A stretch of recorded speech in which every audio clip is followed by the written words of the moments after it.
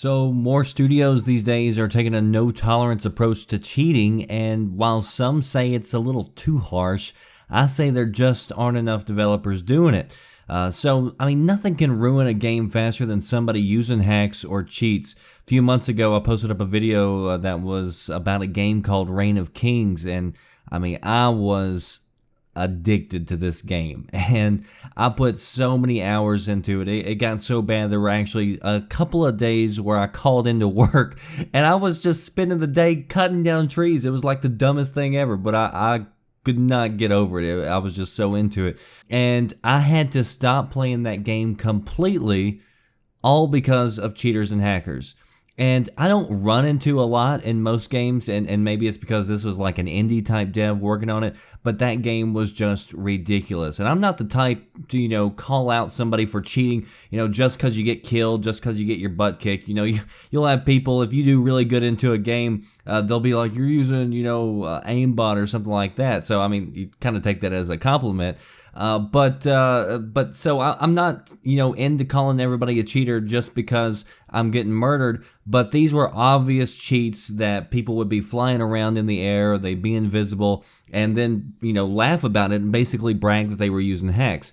So, cheating sucks for those who just want to play the game right. So before Overwatch actually came out, Blizzard said that they were going to take a really firm stance against cheaters and hackers. And so far, they have lived up to that promise. As of last week, over 1,500 people had already been banned. And Blizzard is saying that if you cheat just once, you're permabanned.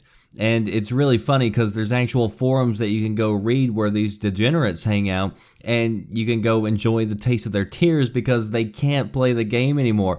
And some of them were just raising hell because of it. And a lot of people who cheated, they actually wanted to play the game, and they decided, hey, I got caught, I want to go play it, right. So they went out, they rebought the game, and then they were instantly banned again. So they bought the game twice and they can't play it. One guy actually bought the game 3 times, and he was documenting his experience because they were trying to figure out a way to bypass the ban, and so they were trying new techniques. He wiped his hard drive, he used a VPN, he was doing all kinds of things, and they still got him.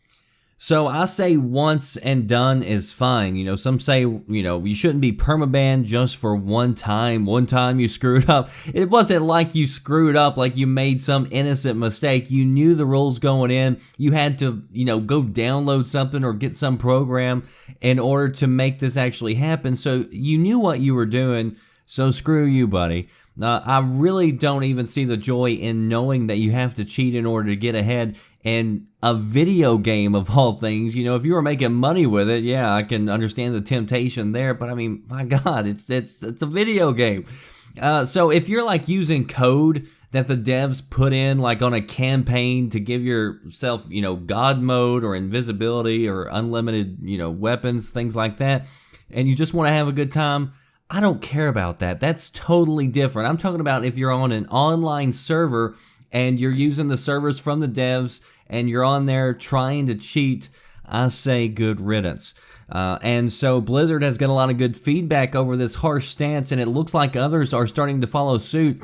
Today, Ubisoft announced that they're going to start taking a no-tolerance approach to Rainbow Six, and so they're going to start permabanning anybody who's caught cheating, even if it's their first offense. And they also need to do that in their other games as well.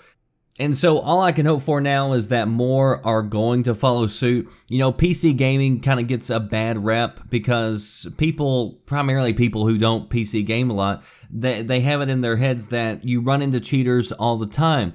And sometimes you do, but honestly, in the vast majority of games that I play, it's not that big of an issue. I don't feel like I'm running into cheaters.